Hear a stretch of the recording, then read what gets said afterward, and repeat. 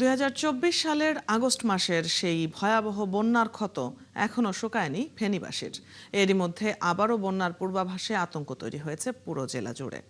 আকাশে ঘন মেঘ আর মুহুরী, কহুয়া ও সিলোনিয়া নদীর পানি বৃদ্ধির খবরে নদীপাড়ের মানুষের চোখে মুখে এখন কেবলই অনিশ্চয়তা। জহিরুল হক মিলুর তথ্য ও ছবিতে প্রতিবেদন। ২ বছর আগের বন্যার ভয়াবহতা এখনো জলজলে ফেনীবাসীর কাছে। সেদিনের ক্ষত এখনো শুকায়নি তাদের মন থেকে। এরই মধ্যে ফের বন্যার পূর্বাভাস দুশ্চিন্তায় ফেলেছে বাসিন্দাদের।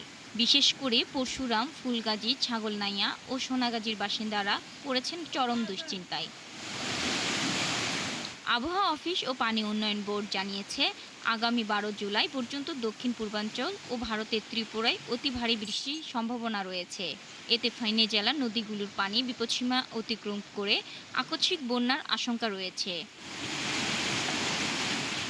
ফেনীবাসীর অভিযোগ, গত বন্যার পর বাঁধের অনেক জায়গা স্থায়ীভাবে মেরামত করা হয়নি। লোক দেখানো সংস্কারের কারণে এবারের পাহাড়ি ঢল সামলানো যাবে কিনা তা নিয়ে শঙ্কায় রয়েছেন। এখানে পানিগুলা নিষ্কাশন হবার মতো জায়গা এরকম নাই।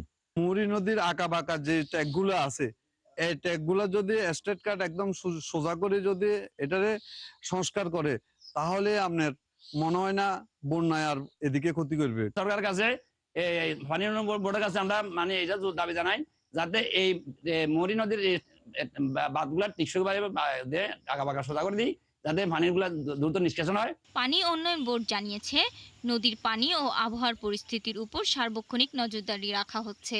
এই বছর বন্যার প্রস্তুতি হিসেবে আমাদের বিভিন্ন বাঁধের কোথায় কি অবস্থা সেটা আমরা পর্যবেক্ষণ করে তাৎক্ষণিক ব্যবস্থা গ্রহণ করব। এছাড়া আমাদের স্টকে জিও ব্যাগ মজুদ এবং সিনথেটিক ব্যাগ মজুদ থাকবে, যাতে তাৎক্ষণিক কোথাও কোনো পরিস্থিতির সৃষ্টি হলে সেটা যেন তাৎক্ষণিক আমরা কাজ করতে পারি আর কি। এদিকে অতিরিক্ত জেলা প্রশাসক বলছে, বন্যার পরিস্থিতি মোকাবেলায় জেলা ও উপজেলায় প্রশাসন সতর্ক অবস্থানে রয়েছে। আশ্রয় কেন্দ্রগুলো প্রস্তুত রাখার পাশাপাশি জরুরি উদ্ধার কাজ ও ত্রাণ মজুতের প্রস্তুতি নেওয়া হয়েছে। আমাদের টোটাল জেলাতে ৮০টি স্থায়ী আশ্রয়কেন্দ্র রয়েছে এবং পাশাপাশি ১৪৪টি আমরা অস্থায়ী আশ্রয়কেন্দ্র খুলেছি এবং সেগুলো আশ্রয়কেন্দ্রগুলো আমাদের তালিকা সহকারে আমাদের তালিকা করা হয়েছে এবং এই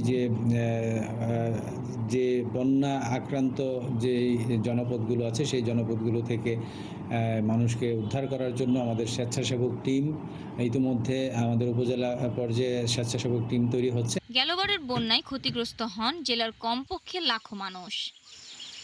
শাকিলা সিথি, ৭১।